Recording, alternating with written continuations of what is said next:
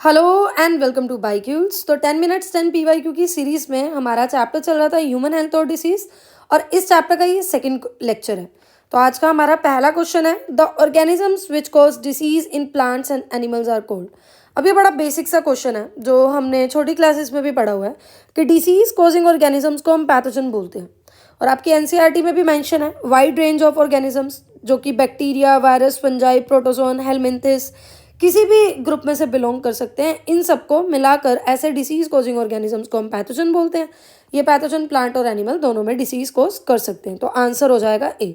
हमने जो इस चैप्टर का फर्स्ट लेक्चर किया, उस फर्स्ट लेक्चर के फर्स्ट क्वेश्चन में थोड़ी सी मिस्टेक हो गई मुझसे। मैंने बोलते टाइम सारा कुछ सही बोला, ऑप्शन सही बताए हैं, मैच भी सही किया, बस टिक लगाते टाइम गलत ऑप्शन को टिक कर दिया था। मैंने कमेंट सेक्शन में उसका सही आंसर, सही एक्सप्लेनेशन लिख के उसको पिन भी कर दिया है, तो उसको आप देख लेना, उसके लिए आई एम सॉरी। ठीक है, बताते टाइम आप नोटिस कर लेना, मैंने उसको सही बताया हुआ है, बस वो टिक जल्दबाजी में गलत उस पर हो गया। आज के बाद मैं इस चीज़ पे भी ध्यान दूंगी।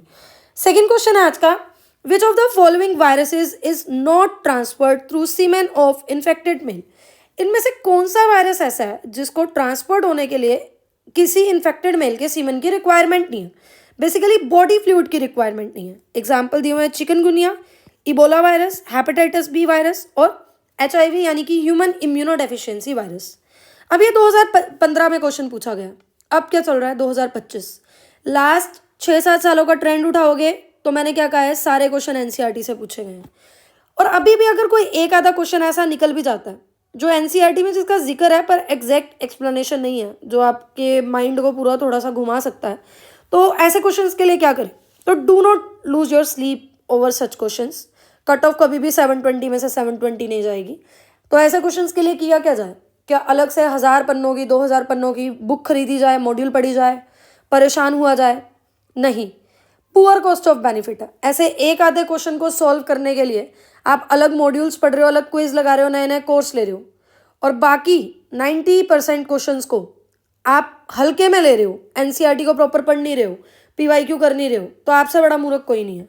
तो ऐसे क्वेश्चंस को डायरेक्ट PYQ से करो। खैर, इसका सॉल्यूशन है चिकनगुनिया।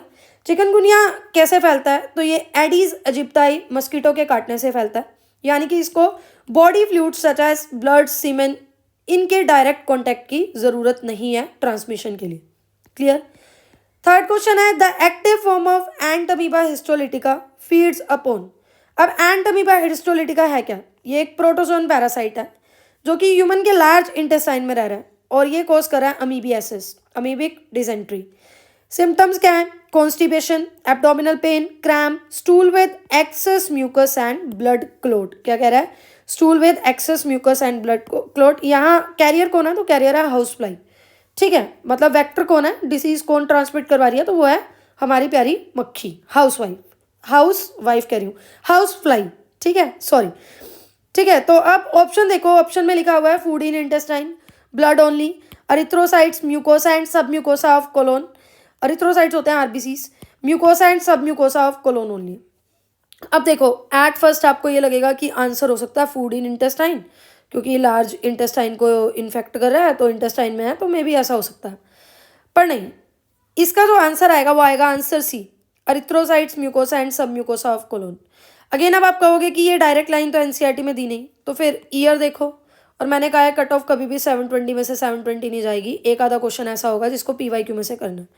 तो ये जो एंट अमीबा हिस्टोलिटिका है, ये अरिथ्रोसाइट्स यानी कि आरबीसी के ऊपर, म्यूकोसा और सब म्यूकोसा के ऊपर फीड करते हैं। शायद इसीलिए ये रीज़न हो सकता है कि इसका एक सिम्टम ये भी है कि स्टूल्स जो हैं वो पास होती हैं एक्सेस म्यूकस और ब्लड क्लोट के साथ, क्योंकि ये जो प्रोटोजोआन है ये इसके ऊपर फीड कर रहा है, इन चीज़ों के ऊपर फीड कर रहा है, इसीलिए स्टूल में ये चीज़ें देखी जा रही हैं। अगला क्वेश्चन है, infection of Ascaris usually occur by. तो एस्कैरिस क्या है, राउंड वॉर्म, और वो चुरेरिया भी क्या है जिसको हम फिलेरियल वॉर्म बोल रहे हैं, ये दोनों क्या है, ये हेलमिंथिस है, और ये पैथोजेनिक है मैन पे। एस्कैरियसिस है क्या, एस्कैरिस है क्या, किसकी वजह से हो रहा है, एक इंटेस्टाइनल पैरासाइट एस्कैरियसिस की वजह से हो रहा है। सिम्टम्स क्या होंगे, internal bleeding, muscular pain, fever, anaemia, blockage इन इंटेस्टाइन, ये सारे हैं इसके सिम्टम्स। तो ये फैलता कैसे है, the eggs of the parasites are excreted along with feces of infected person which contaminate soil, water, plant. Healthy person acquires this infection through contaminated water, vegetable and fruit. तो इसके एग्स जब faeces के साथ पास होते हैं तो soil, water, plants वगैरह के साथ मिक्स हो जाते हैं और फिर हम लोग इनडायरेक्टली इनको कंज्यूम कर लेते हैं। यानी हम क्या कर रहे हैं, option B, drinking water containing eggs of Ascaris, ये इसका करेक्ट आंसर होगा। अगला क्वेश्चन देखो, अगला क्वेश्चन है जो आपका अलग अलग चैप्टर्स के कॉन्सेप्ट को उठाएगा और आपका दिमाग को थोड़ा सा वो करेगा, परेशान करेगा। पर अगेन मैंने आपको कहा है कि ईयर देखते चलो। पिछला लेक्चर आपने देखा होगा, उसमें सारे लेटेस्ट वाले क्वेश्चन हैं, पिछले 2016 तक के क्वेश्चन होंगे। 2023 से हम पीछे पीछे चल रहे हैं, लेकिन इसका मतलब ये थोड़ी है कि आपने सिर्फ वही लेक्चर करने हैं, आगे के क्वेश्चंस करने नहीं है। क्योंकि आपको इससे पता चल रहा है क्वेश्चंस कैसे रिपीट हो रहे हैं, एक्टिव रिकॉलिंग हो रही है, बार बार वो चीज़ें रिवाइज हो रही है। 10 मिनट के अंदर इतना कुछ हो रहा है, और क्या चाहिए। तो सारे क्वेश्चन करने हैं। अब इसमें अलग अलग चैप्टर में से भी उठाया हुआ है। जैसे वो कह रहा है कि which of the following sets of item in the option A to D are correctly categorised with one exception. वो कह रहे हैं कि जो 3 एग्जाम्पल दिए हुए हैं ना, आइटम दिए हुए हैं, इसमें से एक एक्सेप्शन है, 2 सही हैं। तो इनमें से कौन सा ऐसा है जिनमें 2 सही हैं, एक एक्सेप्शन है। सबसे पहले दिया हुआ है UAA, UAG, UGA। वो कह रहा है कि ये कैटेगरी है स्टॉप कोडोन्स की, पर इसमें एक्सेप्शन है UAG। UAG मतलब UAG स्टॉप कोडोन नहीं है, बाकी 2 स्टॉप कोडोन है। तो ये ऑप्शन तो अपना गलत हो जाता है, क्योंकि ये तीनों ही UAG, UAA और UGA, ये तीनों ही क्या है, स्टॉप कोडोन है। फिर वो बोल रहा है कैंगरू, कोआला और वॉम्बैट, ये क्या है, ऑस्ट्रेलियन मार्सूपियल्स हैं, पर इसका एक्सेप्शन बता रहा है वॉम्बैट। ये भी गलत है, क्योंकि ये तीनों ही मार्सूपियल्स हैं। देखो, कोआला भी, कैंगरू भी और वॉम्बैट भी, है ना। तो तीनों ही क्या हैं, मार्सूपियल हैं, इनमें कोई भी एक्सेप्शन नहीं है। तो ये ऑप्शन भी गलत हो गया। फिर वो कह रहा है प्लाज्मोडियम, ट्राइपैनोसोमा और कस्कटा। अब प्लाज्मोडियम क्या है, मलेरियल पैरासाइट्स है, और ट्रेपेनोसोमा भी एक पैरासाइट है ना, यानी प्रोटोजोन पैरासाइट है। पर कस्कटा तो प्लांट्स के केस में हम देख रहे हैं, है ना, प्लांट्स के केस में पैरासाइट है ये।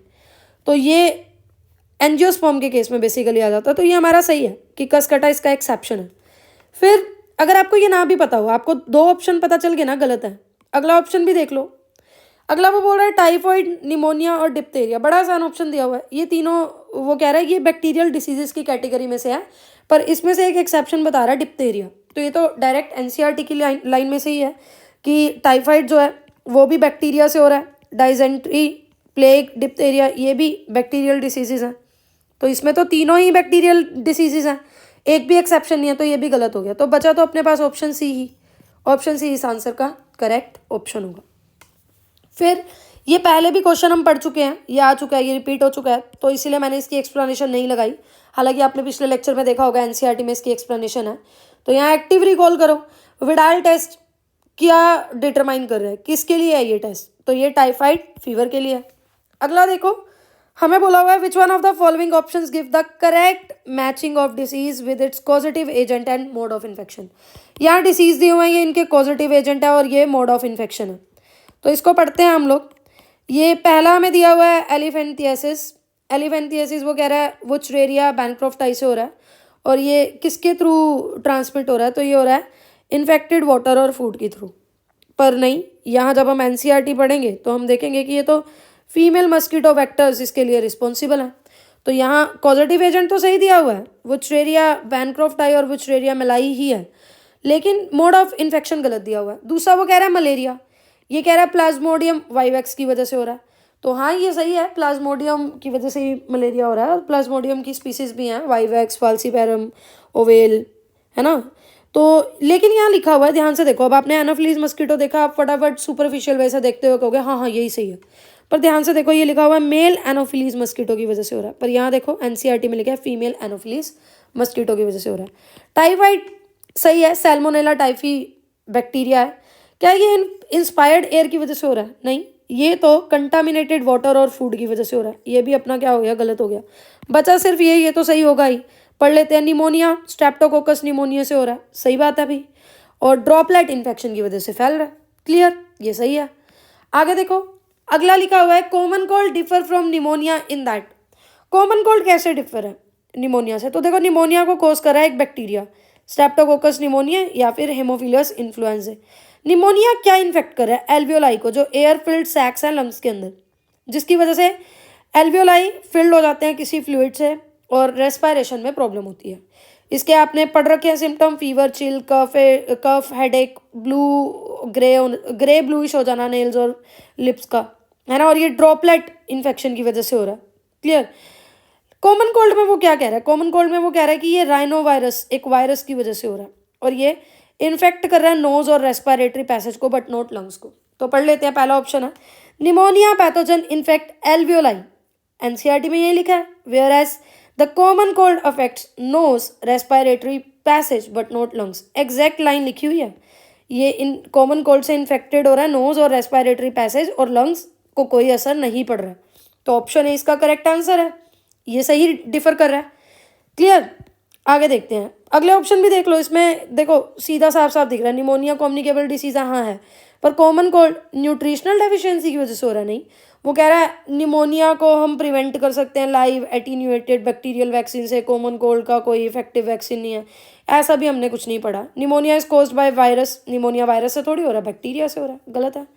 ठीक है, ये उल्टा करके लिख दिया ना, कॉमन कोल्ड वायरस से हो रहा है जबकि। ठीक है, सेकेंड लास्ट क्वेश्चन आज का, common cold is not cured by antibiotics because. Common cold क्यों नहीं क्योर हो रहा, ये कह रहा है कि या क्या ये कोज हो रहा है ग्राम नेगेटिव बैक्टीरिया से, नॉट एन इन्फेक्शियस डिसीज, ये तो बिल्कुल गलत है। और कॉमन कोल्ड बैक्टीरिया से भी नहीं हो रहा, वायरस से हो रहा है। क्या ये ग्राम पॉजिटिव बैक्टीरिया से हो रहा है, नहीं। अगर आपको एग्जैक्ट आंसर ना भी पता हो तब भी आप एलिमिनेट करके निकाल लोगे, पर एग्जैक्ट आंसर है क्या, कोई भी इन्फेक्शन जब वायरस से होता है तो वो एंटीबायोटिक से क्योर नहीं हो सकता, क्योंकि वायरस के पास सेल वॉल नहीं है। और एंटीबायोटिक क्या करती है, एंटीजन की बेसिकली, जैसे यहाँ एंटीजन कौन है, वायरस है, इसकी सेल वॉल के ऊपर बाइंड करेगी और फिर अपना फंक्शन परफॉर्म करेगी। तो अपना करेक्ट आंसर हमें पता चल चुका है।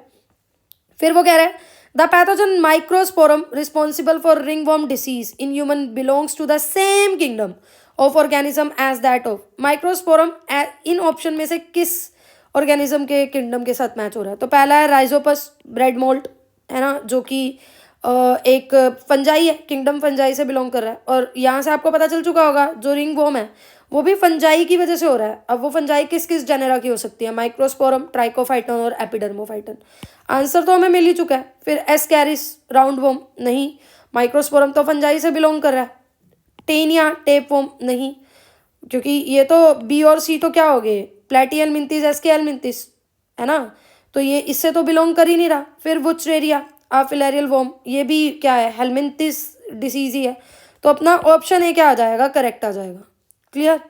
तो आज के लिए इतना ही। डिस्क्रिप्शन में टेलीग्राम चैनल का लिंक है, डेली उसमें क्वेश्चन डालते हैं, रिवीजन शीट डालते हैं, उसको फॉलो कर लेना और लेक्चर को लाइक कर देना, चैनल को सब्सक्राइब कर देना और कमेंट सेक्शन में अपने व्यूज़ शेयर कर देना। Thank you so much.